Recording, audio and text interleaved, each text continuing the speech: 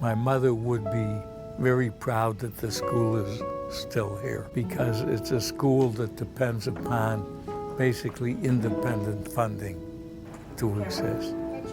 I think she'd be very proud of the leadership, the principal, the board, so I think she'd be happy that the school is here.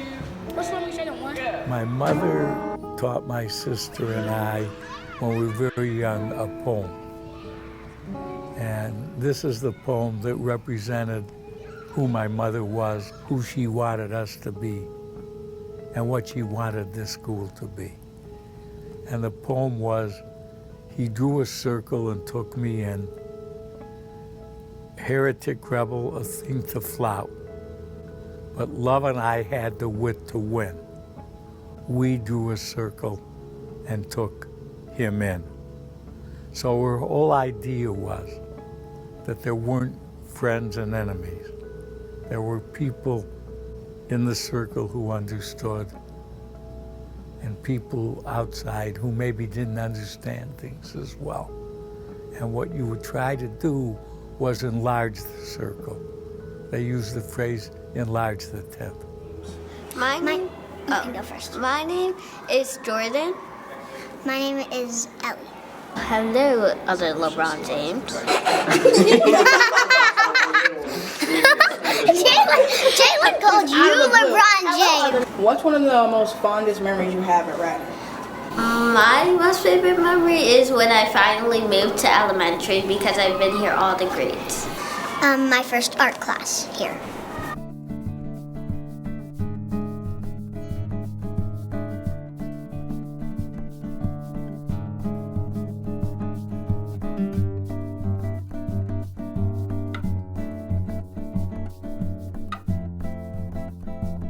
One day I saw this thing called Minecraft Education Edition, and I thought it could be good for Ratner. This young man comes and he says, I'd like to do a presentation to you. And I said, okay. So he comes to my office and he has a trifold, and I have it. I kept it. I couldn't put it away. I kept it. He has done a trifold explaining the value and importance for Minecraft as an application for learning, because we needed an advisor, someone who would do that. So I'm the advisor of the Minecraft. Oh, I know nothing about Minecraft. And the kids really know that I know nothing about Minecraft. But the student has essentially become the advisor of that club. When we meet, he's designed what the lessons will be. So the point in sharing the benefit of how that works on behalf of a student's learning is, here's a young man who had to develop an idea, had to share an idea as a third grader. He's now organized a group to actually have a club activity. He's leading it. When you think about all of what he has learned in that process, it's phenomenal to think about that. And it is not part of class. It's just good learning. And that's what we're trying to build. Every time you break it, it regenerates so that you have more blocks to make a bigger area. So you can go to other places. But, okay. What's your name? Eli Richardson. What's your favorite memory at Ratner? A few field days really stand out. They're at the end of the year, and we separate into two different teams, purple and orange, and it's a big day of fun and games and competitiveness. So it's pretty fun. I have Y. I have an ox. The Lillian and Betty Ratner Montessori School is really a story about family, a woman, a need, an idea that became a vision, a place, a school. a legacy that has impacted the lives of thousands of children who have become adults in the world.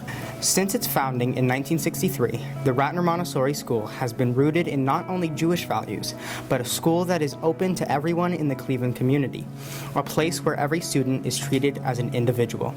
The idea for Ratner Montessori began with Maria Montessori. Born in 1870 in Italy, Maria Montessori wanted to be a physician. When she finally became a doctor, working mainly with the poor, she was known for not only treating and diagnosing her patients, but the way she cared for them, making certain that they were kept warm and properly fed. In her best-selling book, The Montessori Method, she wrote that when children were placed in an environment where activities were designed to support their natural development, they had the power to educate themselves. During a visit to Italy en route to Israel, Mrs. Max Ratner met Maria Montessori and began thinking about a Montessori school in Cleveland. Lillian Ratner, then president of the Park Synagogue Sisterhood, and Ruth Cohn, director of Park Nursery, founded the Ratner School 60 years ago on Park's grounds in Cleveland Heights. In 1969, the school expanded, adding a toddler program and grades 1 through 3. In the 1970s, the school expanded to include children up to age 12.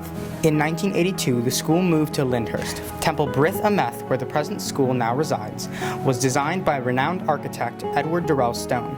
He is responsible for the John F. Kennedy Center for the Performing Arts in Washington, D.C., Radio City Music Hall, Busch Stadium, and the Beckham Auditorium at the California Institute of Technology. When the school first opened there with 22 children, 3 to 6 years old, within 5 years, the enrollment increased to 130 boys and girls. Today, the enrollment is 179 with approximately 10 students per classroom. Since its birth 60 years ago, the Lillian and Betty Ratner Montessori School has remained true to its original mission, to provide a climate where students can satisfy their inborn curiosity and realize their full potential. My name is Joshua. What is your most fond memory that you have at Ratner? Oh, probably the first day I came here. No one was really my friend. But this one kid named Nathan, he just said, "Oh, you want to play with me?" Really gave me confidence to not be shy and stuff like that. We have been working in our occupations class, which is science-based, to learn more about the different ecosystems, and we've connected that with the microeconomy project of building the bioshelter. So really, we're trying to show them the skills that they can apply their learning towards. So anything they're learning in their occupations or math classes, they can take and apply those skills into real life work that contributes to society. And so giving them that deeper learning experience because they're applying it, they will take that with them because it builds confidence and valorization, and they'll be able to think more critically and use problem-solving skills in anything that they might encounter in the future. So students getting to learn camera skills and interviewing other students, getting to take the cameras out to Pittsburgh and film the farm, they're using their creativity to express themselves, but also they're contributing to our school and their small society here through those skills. Set! Action! What is your role in microeconomy? We're the communication people. Cut! So what I do is basically I cut. No, just keep going. Just keep going. You can edit that out. And each thing is in the stock. So you have no idea when we're harvesting. Right on set. 3, 2, yo, you are not helping. Be quiet. 3, 2, 1. So what vegetables are you planting, and what importance do they have in microeconomy? What vegetables are you planting, and what's the... Look cross-eyed, look at that! I look cross-eyed. Well, I was invited here to the Ratner Montessori School to help them brainstorm the early stages of designing some sort of food-producing greenhouse or bioshelter. I don't know if we do that or not, but I just don't want to make something, expecting to make something else, and then we're like, nah, it's okay, we can stay with this kind of thing. And if it's a science room, an outdoor science room, but initially it may start as a height. I don't know growth and growing things. I don't know. So directly behind the sewer treatment plant, that's where the actual well is at? I'm just really impressed with the kind of work they've done designing constructed wetlands for wastewater treatment and bioshelters. So I think it's very important that children are learning regenerative, sustainable techniques. So it's an exciting project. What seemed to set it aside from everything else was, over these years, it keeps reinventing itself. It keeps changing. And that's something my mother believed in greatly, an extension to what has been a constantly changing Ratner School.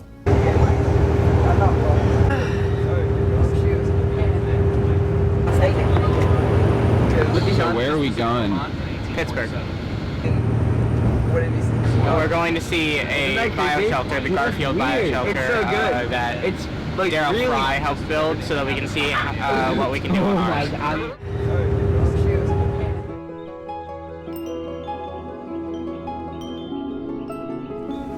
Go ahead, Austin.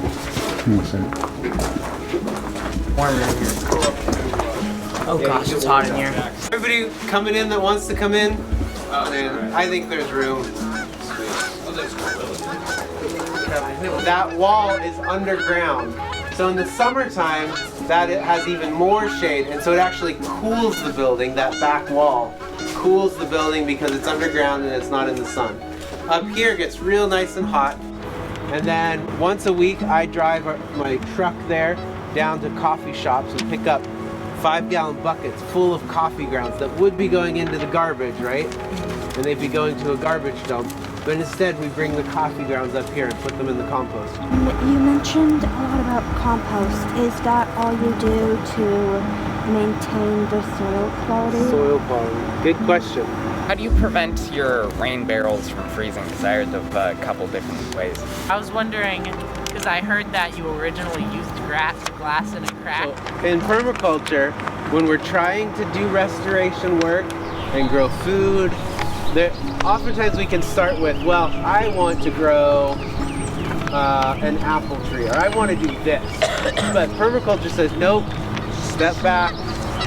First, we need to understand what's already happening. I don't know what I'm doing, but Dylan just pet a duck. I pet a duck. What do you have to say? I pet a duck. What do you have to say about this? There's a duck and I pet it. Look, it's right there. Oh my goodness. Mr. Duck, what do you have to say? That's a really sweet duck, actually. What did you learn on this field trip? I learned more about bioshelters and how they store energy. I like that there's an NPR. I like that part. You had the disc, right?